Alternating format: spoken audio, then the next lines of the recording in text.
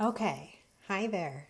I want to tell you about my favorite interior design tool, and that is a digital material board. I love using a digital material board because it helps me make confident and cohesive decisions, and it also helps me share the process with you, my client or my student.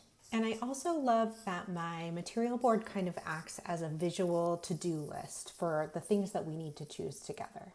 But before I jump into how to make a digital material board, I want to tell you the top concerns that I hear from homeowners like you that are about to tackle a renovation. Because the reason why I teach any of these tools or make any of these tools for you is to try to address these concerns. So what I'm hearing from you guys is that remodeling can feel overwhelming and it can feel confusing on where you're even supposed to start. I'm hearing that there is just a lot of choices when it comes to choosing fixtures and finishes, and you can get lost in the sea of choices. And I'm hearing that people are hesitant about their ability to find a good contractor and then to communicate with that person about budget. I know that you don't want to get into construction and then find out that the budget for your project is going to be a lot more than what you agreed to at the start. All of these concerns that I mention are why I'm passionate about interior design, because design is kind of like another word for a plan.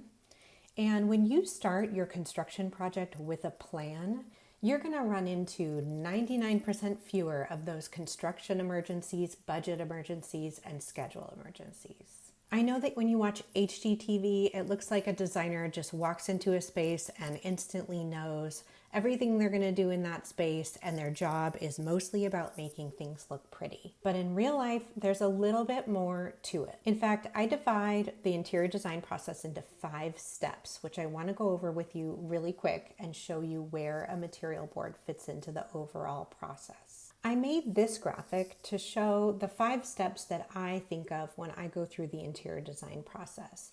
And the first one is to scope the project. So scoping a project is basically making a list of what work needs to be done. And I have a link in all my social media profiles to a free kitchen and bath checklist. That is a great place to start for scoping your project. I also have a more detailed version of that list in the book that I sell on Amazon. When you're scoping your project, you may not know what materials you're going to use for your countertops or your flooring yet, but you know that you are removing the existing countertops and flooring and replacing them with new. So this is the list of the work that's going to be done, but not necessarily any material, fixture, or finish choices yet.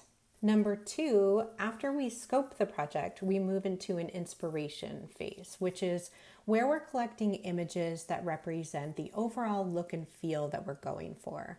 This is a great time to start a Pinterest board and start throwing pictures on that board that speak to you. Number 3 is a research phase. So once we have those inspiration images, we can start to research what actual fixtures, finishes, materials we are going to need to buy to create that inspiring image.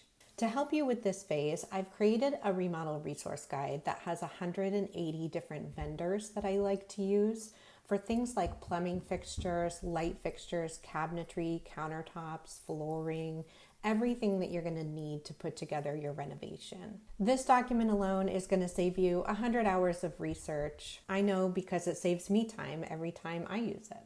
And that brings us to step number 4, which is the selection phase. And this is where I start to use a material board. But before I jump into exactly how to create a material board, I want to mention that there is one more step after this, number 5. And number 5 is actually the most important step. So after I teach you how to make a material board, don't run away, stick around, and I want to tell you about step number 5, which is going to be crucial for the success of your renovation project. So let's jump right into it. If you are ready to start making your own material board, the first thing that you're going to do is go to Miro.com. That's Miro.com. After you set up your account and get logged in, you're going to set up a board. I believe that they let you set up 3 boards for free. So if you want to pause here and hop over and set up your free board right now, you could do that in order to follow along. A quick note about using Miro.com. If you have a mouse with a roller wheel right here, you're going to find it a lot easier to use this tool because your roller wheel is what allows you to zoom in and out of the board, and holding down your roller wheel is what allows you to pan left and right on your board. I'll show you what I mean. So as you can see here, I have a huge amount of blank space on this Miro board. If I zoom all the way out, you can see that I could put pictures and text and sticky notes and all kinds of things on this giant space. And I can zoom way in and out. So if I zoom into this section right here, I have an example of what my material boards usually look like. You can see here that I have them divided by room, and I'm grouping things together that are going to go in a certain room or space in the house. And then over here on the left side, you'll see a toolbar with a small set of tools that we'll be using. This one on the top is just your basic selection tool, and that's what you're going to have selected most of the time. This allows you to click on the pictures that you have put on your board. It lets you move those pictures around, and it lets you resize your images as well. Another tool on that left side toolbar is this letter T. This allows you to add text to your board. So if I select this letter T and just drag it on the window, you'll see that it gives me a text box where I could type a label or a name for one of these material boards. Just as an example, I will type kids bedroom, and I'll move that down here. And then the other tool that I wanted to show you is this shape tool. I use this shape tool to select a rectangular shape, and I drag the rectangle on the screen to create a box that I use as kind of a piece of paper to put my material board on. Once I have this rectangle drawn on the screen, then if I select it, this toolbar pops up that lets me control the color of the rectangle. So if you click on this little circle right here, you'll see that it gives you colors. And I'm normally just using white to kind of make it look like a white piece of paper. And then I can move that rectangle anywhere I want it to be, and I can resize it, and I can drag that title that I created onto the piece of paper. You see how when I drag that title onto the white rectangle, it's hiding behind the white rectangle and I can't see it? This brings up another tool that I'll mention. So what I want to do with that text selected is go up to this toolbar that shows up for the text, click on these little dots that show up on the far right side of that toolbar, and then go up this list to where it says bring to the front. When I click bring to the front, it's going to rearrange the order of the white box and the text to bring that to the front so we can see it. That's something that you'll run into as you're putting pictures together on your board. You may want to rearrange the order of them. So there we have the beginning of another material board for another room in this house that we're working on. Now let's talk about how I'm collecting these images that I'm putting on the material board. When you are planning for a remodel project, you are going to be doing a lot of shopping online, possibly in person, and you're going to be looking at a lot of things over a course of weeks and months of time. And it can be very hard to keep track of what you saw, where you saw it, and how many things you have chosen already and how many things you still have left to choose. And this is where a material board comes in very handy. So I'm going to use the example that I am shopping for light fixtures on Etsy.com. And let's say that I'm looking at this light fixture and I'm considering it for my remodel. So as I'm moving through my research process, I want to be careful to save all of these items that I'm looking at so that I can find them again. And I do that in two different ways. The first is that I have a Pinterest plugin installed in my browser. And you can see that up here in the top right-hand side of my browser. You can see that tiny little Pinterest logo. That's the Pinterest plugin. And when you have that installed, it means that no matter where you are on the internet, you can take the photo that you're looking at, any photo on any website, and this little red button should show up in the top corner of any photo that you're looking at on the internet, and it allows you to just pin that photo straight onto one of your boards on Pinterest. I have a lot of Pinterest boards. You'll probably just have one or two, and you can scroll down the list and choose the one you want to pin it onto and hit save.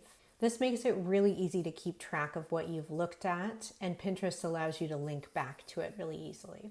And then a second thing that I do when I come across that item that I think I might want to use in my home is that I grab a picture of that for my material board. And you could do that possibly by right-clicking on the photo and going down to Save Image. Sometimes you can actually just drag the image off your screen and drop it on your desktop. But sometimes that results in a funky file format that doesn't work well. So a third option is that you can do a screenshot of that image. On my computer, I hit Shift-Command-4 and it gives me this little crosshairs that I can use to drag and select any photo on my screen, and then it will save that image onto my desktop. Your computer might be different, but there's probably some sort of screenshot tool on your computer. And once you have that photo saved to your desktop, then you can drag it over the top of this Miro board and then lift your finger off and drop it onto the board. You'll see that it dropped in right here. And from there, we can drag it to make it bigger and move it into the position that we want it to be. Okay, from here, I'm going to zoom in and just mention a few other things that I think are important about material boards. You can see that this one represented the kitchen in this house, and the flooring in the kitchen was existing, but it was going to be refinished. So I didn't have a picture of the refinished oak flooring, but I just went on Google image search and entered in medium tone oak flooring and found a picture that I thought roughly represented what it is that we're going for. And I point this out to say that you may not have a picture of every surface that's going to be in the space you're designing, but it's important to find some representation of that if it's going to be a key element in the space. And then I also want to mention that finishes that are larger in the space should be larger on your material board. So flooring obviously takes up a big expanse of the room, and so I make this item on the material board larger to represent that. I just think that that helps you understand the balance of the finishes and how they work together. And then sometimes there's items like windows. In this space, we were installing black windows. So again, I just found an image on the internet of a black sliding glass door to put onto the board because I know that that black window will have a big impact on the overall look of the kitchen. So in the end, I think there are a few things that I find super helpful about making this material board. Number one, there's nothing like seeing all those materials right next to each other. It gives you a much better idea of how those things will cooperate to create an overall look, rather than just having these images separate and apart from each other on a Pinterest board. Number two, I also kind of use this as a visual checklist. I am always going back to that kitchen and bath checklist, the free download that I mentioned on my social media profiles. I am often going back to that to look at which items we have or haven't chosen yet. But then I'm looking at this as kind of the visual representation of that checklist and thinking about what I still need to add onto this board. And then lastly, I find this to be a really helpful communication tool with you if you're my student or my client. We can use sticky notes to leave each other messages about something that we've added to the board. So going back over to this toolbar on the left-hand side, I'll show you one more tool over here, and that is this sticky note button. When you click it, it pulls up different colors of notes that you could use, and you just grab one and then you drag it onto the screen like that. And now you have a note where you can leave a message for someone who you're sharing the board with. Oftentimes with my students in kitchen and bath school and with my clients, we may be operating on different schedules and we may be putting things on the board at different times. And I think it's kind of fun to jump in and see what somebody else has added and see what their notes about that item are. Okay, so then zooming out, here's all of our material boards. I'll also mention that I tend to keep the items that I didn't end up using over in kind of a little bit of a dumping area over here, just in case I decide to substitute them back in. That's the basics on how to create a material board online. And if you are a student in Kitchen and Bath School, you're going to want to share your board with me. And so you're going to go up to the upper right-hand corner where there's a button that says share. And then if you click on the very bottom left-hand corner, copy board link, you will get a link that you can email to me. And that's the best way to do it. And then here where it says anyone with the link, you want to set that to editor so that I can edit the board also when I get the link. And now, before we're done, let's jump back over to step number 5, which, as I mentioned, is actually the most important step.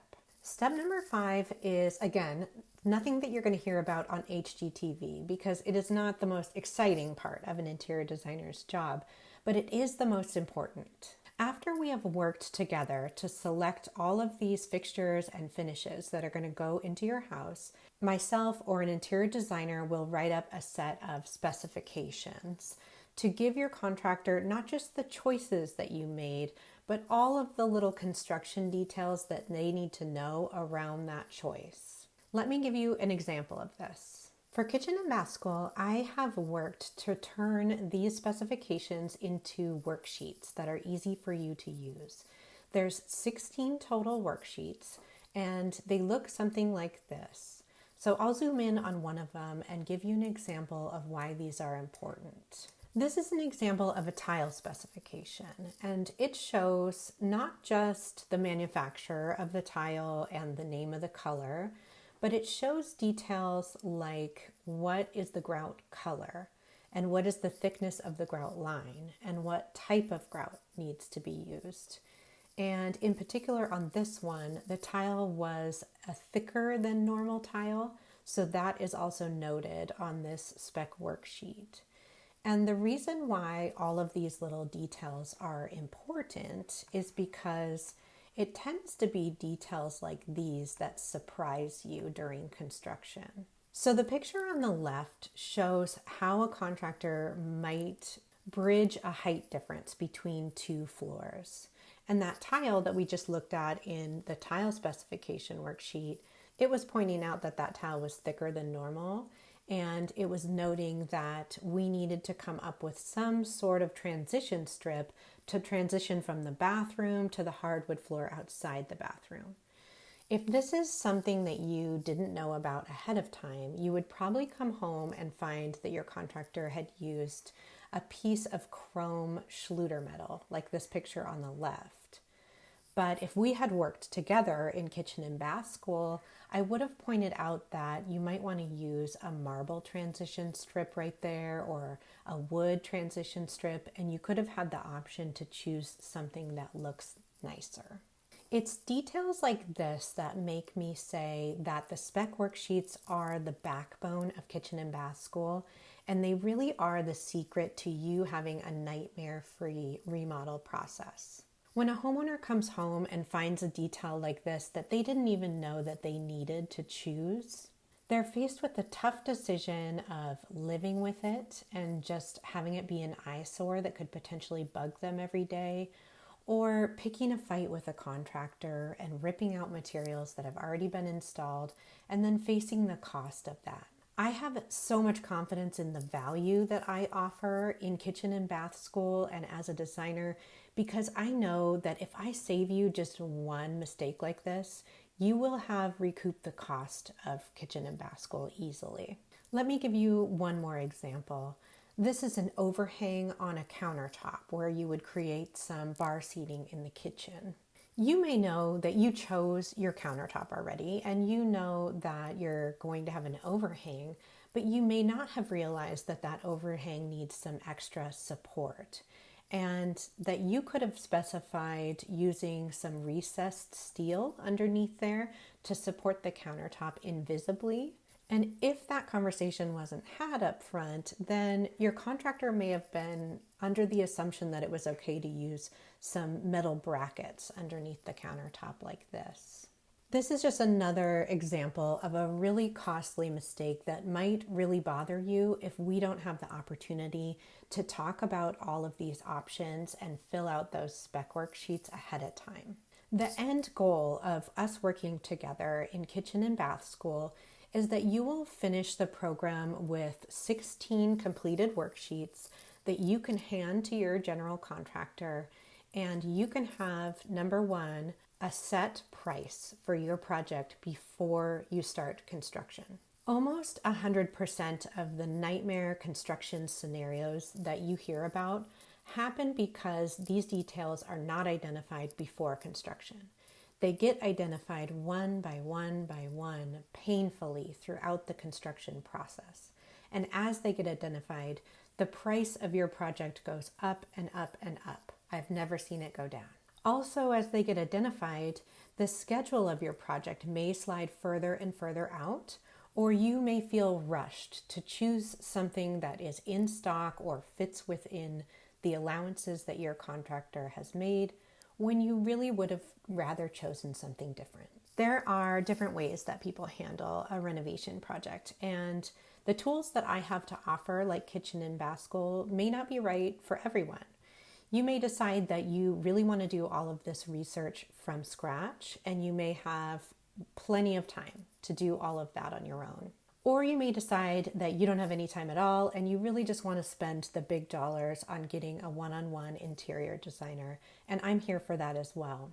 But if you are planning a renovation in the next 3 to 24 months, and you need to stick to a budget and you need to know what that budget is before you start. And if you don't have unlimited time to get the construction done and you have a busy life and you can't be responding to emergencies during the construction process, and if you like to plan ahead, and if you want to have a home that is distinctive and represents your personality, and not necessarily built with builder grade finishes, and if you care about getting things done right because you're just going to do this one time, then Kitchen and Bath School may be a great fit for you. In Kitchen and Bath School, I have distilled down the hundreds of decisions that go into designing a renovation or new build project into 6 easy to follow modules. Together, we will go through kitchen and bath layout, surfaces, which includes countertops, flooring, tile, and wall finishes.